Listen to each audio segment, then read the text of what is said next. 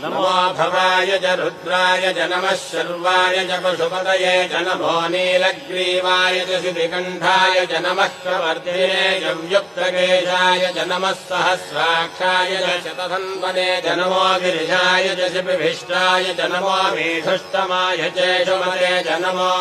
ह्रस्वाय च वामनाय च नमो बृहते च वर्षीयसे च नमो वृद्धाय च संवृद्धने च नमो अग्र्याय च प्रथमाय च नमः आशवे चाजिराय च नमः शीघ्रियाय च शीभ्याय च नमः ऊन्याय चावस्वन्याय च नमः स्रोतस्याय च दीप्याय च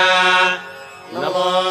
ज्येष्ठाय च कनिष्ठाय च नमः पूर्वजाय चापरजाय च नमो मध्यमाय चापगल्भाय च नमो जघन्याय च बुद्धियाय च नमः श्रोभ्याय च प्रतिशल्याय च नमो याम्याय च क्षेम्याय च नमो